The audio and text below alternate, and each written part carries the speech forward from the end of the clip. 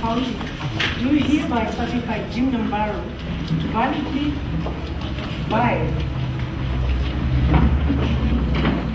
for county governor, and in this tenure nominated him for the same the county elections, the forthcoming elections of the Nairobi County. So Jimnah Mbaru, congratulations.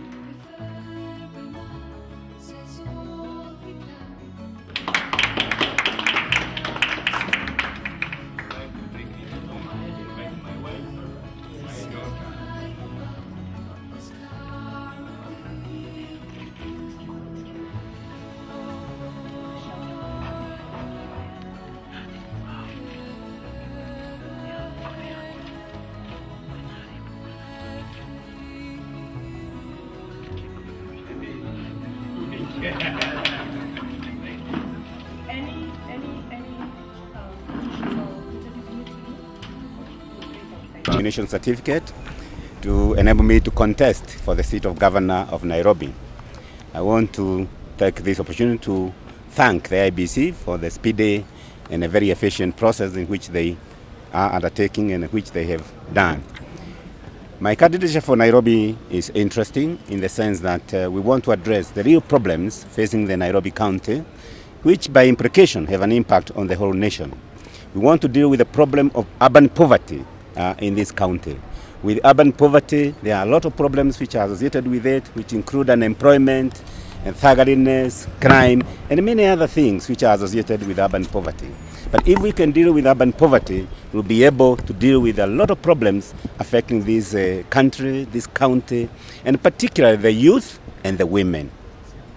I have talked about our program in the past, but I think there is no harm in repeating how we intend to address this problem of urban poverty. We are going to adopt a three-pillar approach to the solution of the urban poverty in Nairobi. We want to create opportunities in this city, in this county, and which opportunities will translate into opportunities within the nation as a whole. The first approach and first pillar is to turn Nairobi into Africa's business capital.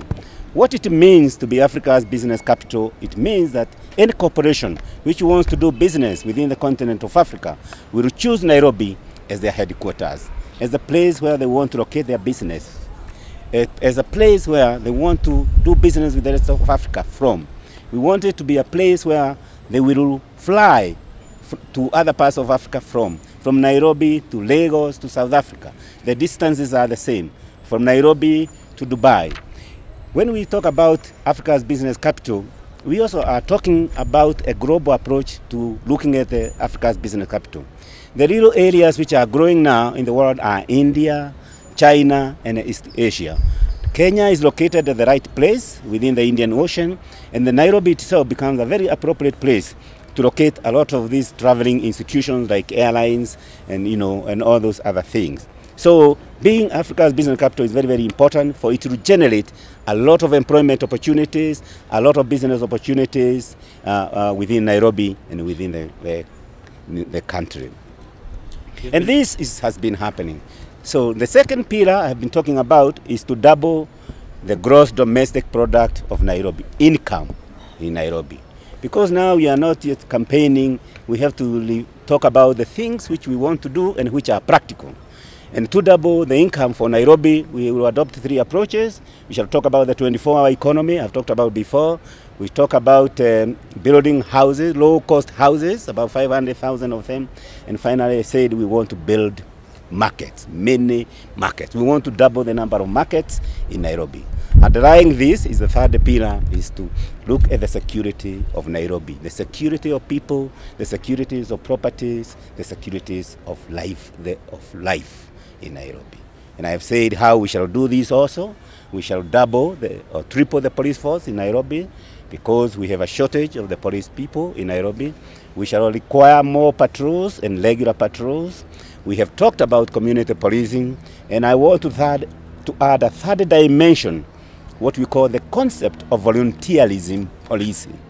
Volunteerism, it means young people will be able to volunteer themselves to provide securities within their communities, within their neighborhood, for free of charge. But they will also be trained. But when that opportunity arises for formal employment to come, they will be given the first priority because the communities will have assessed them. We may also in future talk about gated communities, but more importantly, those are the 3 pillars we want. I have said we will have special ways of addressing the problems facing the youth and the women. And I said the youth who are unemployed, we shall create a youth fund, Nairobi County Youth Fund, and likewise we shall create a Nairobi County Women's Fund. And this will be funded to $1 billion each from the funds we shall receive from the central government, and this will enable us to provide loans, soft loans to the youth and to the women. Tunatumaini tutashinda kabisa. Tutashinda kwa sababu tuko na mipango mizuri ya kwenda mashinani, kuzungumza na wananchi, kuzungumza na watu wote, kuomba kura zaidi. Tutaingia huko mashinani, tutazungumza na watu wale, kina mama na vijana, tutaenda mashule, tutazungumza na wanafunzi. Mtu yeyote ako na kura hapa Nairobi, tutatafuta nafasi ya kuomba hizo kura direct. I think we want to move forward because we say that if you keep on looking behind, you'll never reach where you are going. Right now we are celebrating the nomination and we are moving forward, and what we want to do is to provide a proper agenda of what needs to be done in order to solve the problems facing Nairobi. And I think it's very, very important that we realize that unless we adopt some of these radical approaches, we will never be able to solve the urban poverty in this county. And that is what we want to address. I think that is very, very important that we address the real issues facing this county thoroughly, comprehensively, and with determination. Yeah, I think we shall emphasize that social media is just a means of communicating to the people, but the most important thing is to get the vote out. The voters must come out on the voting day.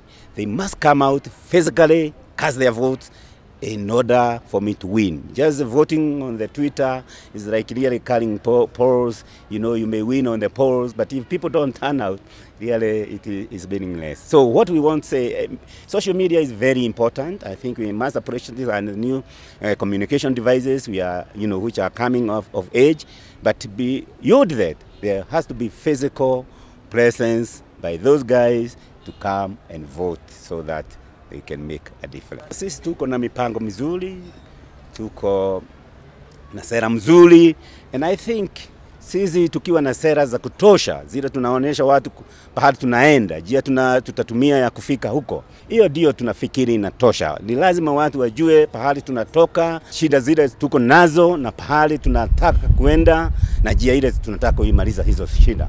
Kwa hivyo sisi hatuna haja ya kuuliza ni nani yako upande ule mwingine, au upande huu au upande ule, ni nani tunashindana naye. Bona ni sisi tufikirie wale voters, tuwajulishe ile mpango tuko nazo ya kuwasaidia hasa vijana na akina mama. Those unemployed, wale hawana makazi, ndio tunataka kuangalia sana, kuchunga mambo yao, and ni lazima tuwe na sera mzuri. Kwa hivyo our campaign will be a campaign of issues. That is the way we want. And according to our Vision 2030 plan, by 2030 we want this nation to be, all the elections and all these things to be based on issues. We want democracy based on issues, not on personalities, not on ethnicity, but issues, and how those issues will be addressed. That's the only way we can get out of poverty, we can have a functioning democracy, and we can move forward as a modern nation.